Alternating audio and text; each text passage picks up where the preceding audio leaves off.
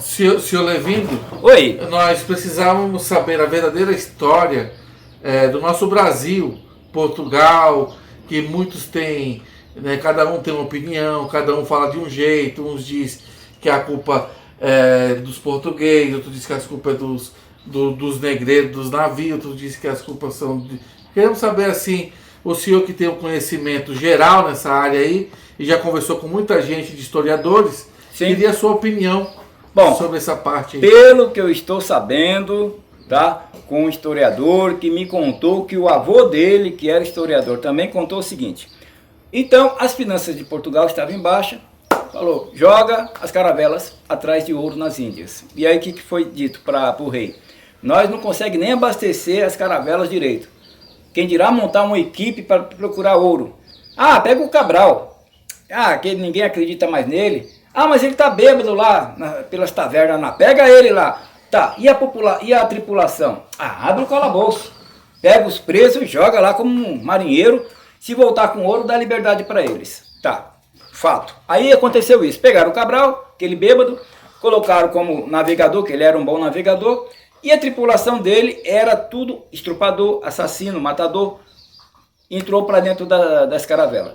Aí uma correnteza de água no oceano Atlântico deu uma desviada das Índias, as caravelas acabou batendo lá em Porto Feliz, na Bahia. Tá. Chegou lá, Índias tudo peladinha, né? Tudo bonitinho. O que tinha dentro do navio? Estrupador, matador, assassino, catou as Índias. E ó, eu aqui, olha eu, outro ali e tal. Nasceu um monte de brasileiro, né? Tá. Mestiço de estrupadores. Então, se o Brasil, na Primeira Guerra Mundial, tá? Por volta de 1940, quando teve, 1917, que teve a Primeira Guerra Mundial, quando aconteceu essa Guerra Mundial, japoneses trabalhadores, europeus trabalhadores, migraram para o Brasil, fugiram para o Brasil, fugiu da guerra, mas eram gente boa, gente trabalhador. Entrou para dentro do Brasil, se misturou com os mestiços aqui e hoje estamos nós aqui. Se não tivesse vindo para cá trabalhadores japoneses, europeus, escandinavos para cá, nós seríamos descendentes somente de estrupador, ladrão, assassino, e é por isso que nós temos hoje o que na nossa política? Corrupção. Sim. Está no sangue. Mas aonde que a gente queria chegar? Qual a história de Portugal? Onde se originou, que nem Portugal, o rei, qual que era o rei? Era o Dom Pedro, né? Dom João. Dom João? Ele estava aqui, né? Comendo, bebendo e faltou grana, faltou dinheiro, faltou recurso, né? Aí ele mandou buscar em algum lugar. Aonde se origina, qual que é a origem disso daí? Nessa época aí, ele voltou para Portugal, ele ficou aqui, o que aconteceu? Voltou, ficou aqui Dom Pedro. Só que Dom Pedro, o que aconteceu? As pressões da Inglaterra, por exemplo. A Inglaterra declarou que o Brasil era o último país do planeta que ainda tinha pessoas como escravas, né? Então, o negro tinha que ser libertado. Então, houve uma pressão em cima da princesa Isabel, em cima de Dom Pedro, aonde a princesa Isabel declarou a lei áurea, a lei de libertação dos escravos. Mas por quê? No dia 13 de maio. Por que a princesa Isabel declarou essa liberdade para os escravos? Porque a Inglaterra, com pressão de sanções econômicas, falou, se não libertar os escravos no Brasil, nós não compramos mais seu café e o seu açúcar. Que a grande exportação do Brasil naquela época medieval, era o açúcar e o café, a cana-de-açúcar. Então, aí, por esta pressão, a princesa Isabel libertou os escravos. Mas o que aconteceu? Os escravos saíram do meio da rua, estamos livres. Mas trabalhar onde? Viver de quê? Aí foram para os morros, fizeram as favelas, que hoje em dia é caracterizado favela. Então as favelas foram criadas no Brasil pelos negros, porque não tinham empregos. E quando desciam ao morro, assaltava a realeza, assaltava os pedestres e corria para o morro. De que maneira? Tinha arma? Não. Utilizava do jogo da capoeira, aonde a capoeira foi designada uma ação fora da lei.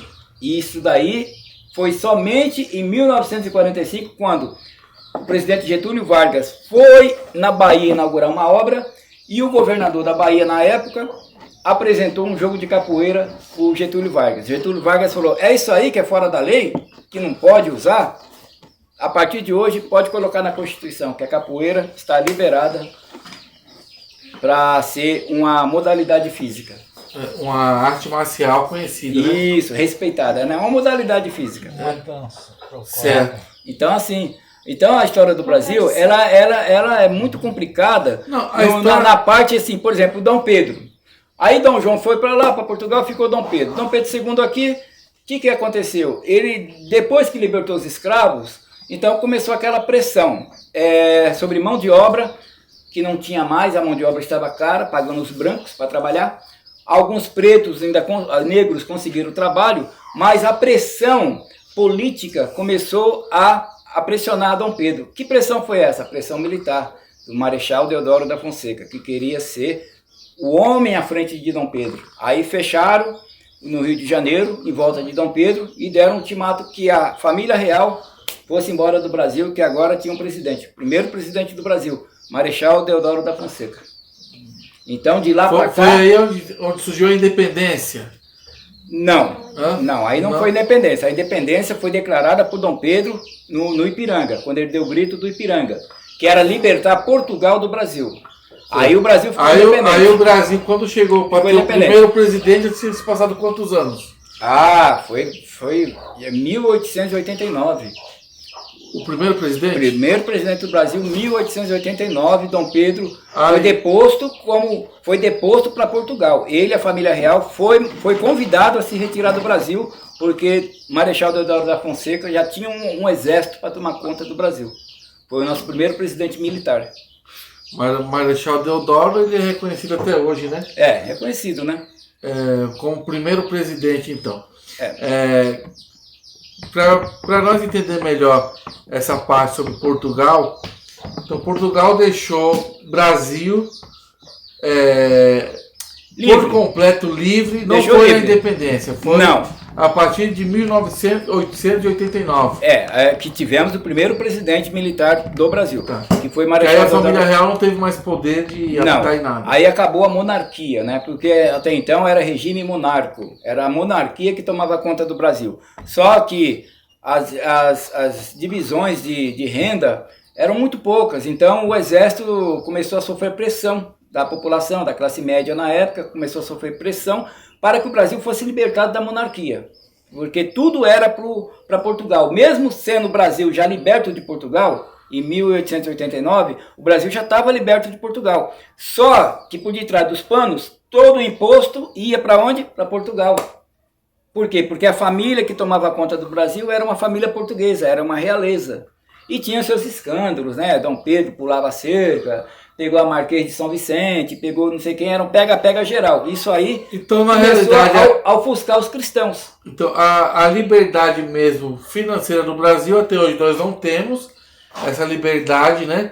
Existe a corrupção até hoje, como o senhor falou. Sim. Mas a liberdade mesmo financeira ainda demorou para ocorrer, porque por trás, os que estavam no poder, né, por mais que Marechal Deodoro estivesse no comando, eram pessoas da família real ainda, que por detrás dos panos ainda conseguiu desviar a maioria das riquezas por mais ou menos quantas décadas para frente ainda? Eu só sei que assim, pelo que eu entendo de política, a família real foi convidada e foi, mas é lógico, deixou seus parentes aqui com posses para poder estar infiltrado na nova república, porque o que aconteceu? Quando a família real foi embora do Brasil para Portugal, o que aconteceu é que foi formada a República.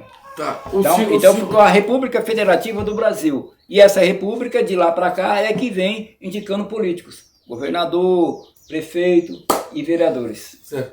E deputados. Não fugindo do assunto que o senhor está falando aí, mas Tiradentes, você se lembra da data que ele foi executado? Precisamente não, mas foi no ano de 1700 e alguma coisa. Não, foi bem antes aí. Foi bem antes, Tiradentes foi bem antes, quando a família real ainda estava dominando o Brasil. Tiradentes era um soldado, né, um soldado militar, mas ele era dentista, né? Por isso que pegou esse apelido de Tiradentes. Mas Tiradentes queria o quê? Também a liberdade de Minas Gerais. Como está lá, libertas na bandeira de Minas Gerais, que é um triângulo, libertas que também serás. Então, esta é a frase da bandeira de Minas Gerais. Você sabe precisamente por que ele foi morto? Só porque Ele foi morto porque naquela época, 1700 e pouco, era uma era medieval.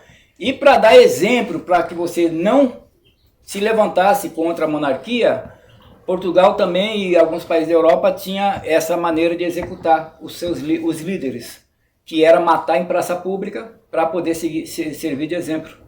Esquartejava, né? Então, por exemplo, Adriano Teles está contra o príncipe. Aí eles vão, vai lá, já mata, já põe na praça, que ninguém mais vai ficar contra o príncipe. Porque você vê uma pessoa partida aos pedaços e colocado na praça, aquilo ali assusta qualquer ser humano, né? Então essa era uma estratégia europeia, principalmente de Portugal, na época. Tanto é que na Bahia, o que tem lá o pelourinho? O que é o pelourinho? É um toco no chão lá, onde o escravo fujão, o escravo revoltado, ficava amarrado e tomava chicotada em praça pública. Então as pessoas viam aquela cena, então ficava submisso à coroa. Então a monarquia, ela pecou muito com relação a isso aí. Hoje não. Estamos chegando agora, nós estamos no mês de novembro, né? Estamos chegando agora no dia 20, dado como consciência negra. Sim. Né? O que o senhor, a sua opinião, que eu acho a sua opinião muito, muito válida, o que o senhor acha sobre como que eu posso ser mais exato para o senhor? Quando uma pessoa é injúria, como que é? Racismo. Racismo. O que você acha do racismo hoje, no Brasil? Cresceu, diminuiu, está estável, acabou?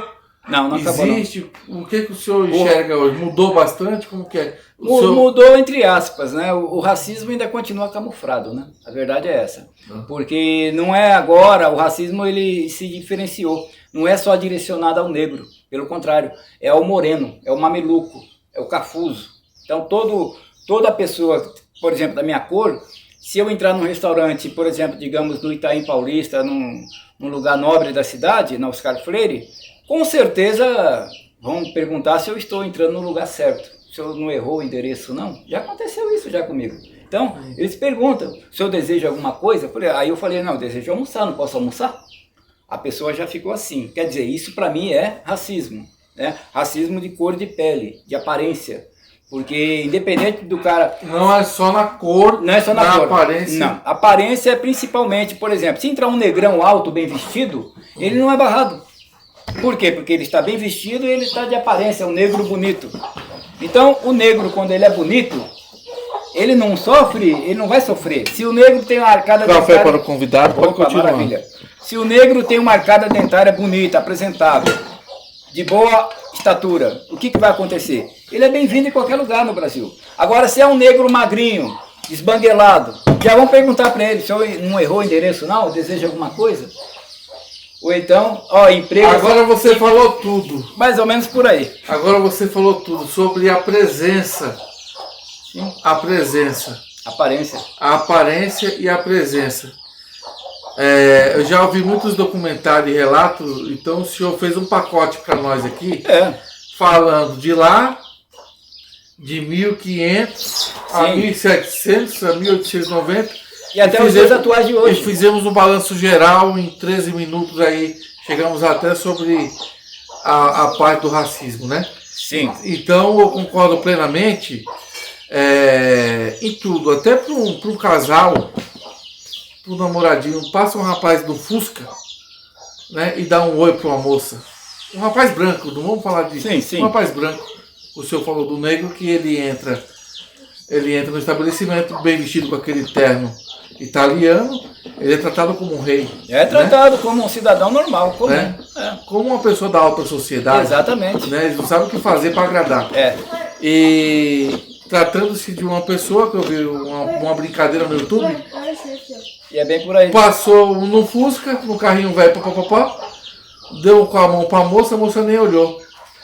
De repente ele voltou atrás, trocou de roupa, passou no carro importado, a moça, oi.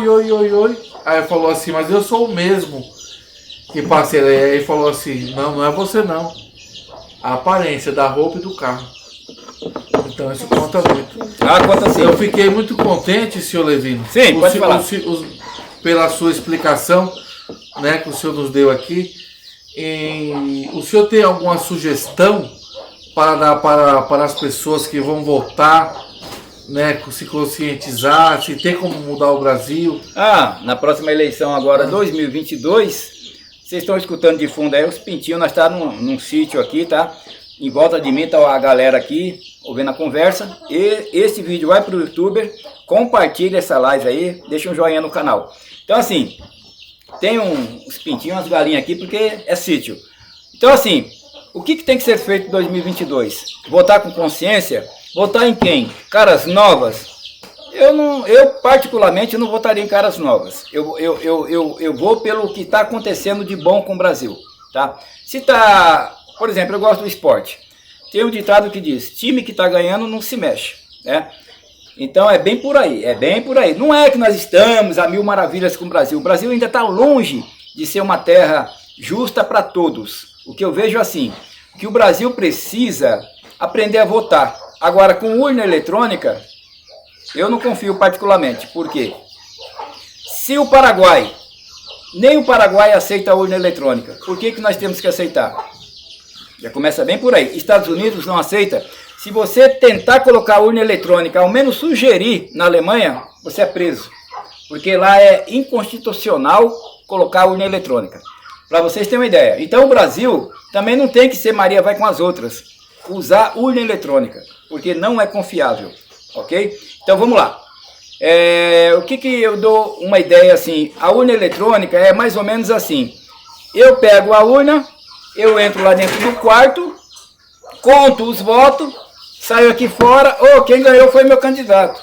É bem por aí, tá? A urna eletrônica não é confiável. Mas temos que votar. Ou com ela ou sem ela, procure votar pelo time que está ganhando.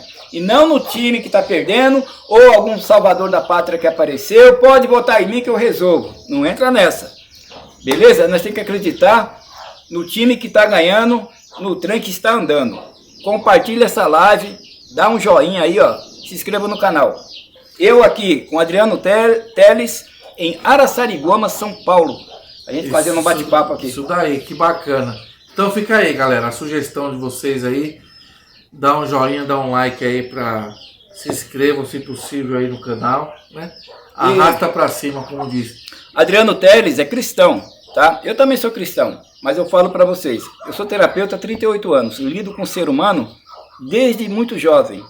Então, eu conheço como aplicar a psicanálise para ajudar o ser humano. Só que é o seguinte, só se evolui quem tem interesse de se evoluir. Religião é bom? Ótimo. Sem religião o planeta seria muito pior. Acredite em Deus e Jesus está à nossa frente. Beleza. Um abraço, gente. Compartilha aí, hein?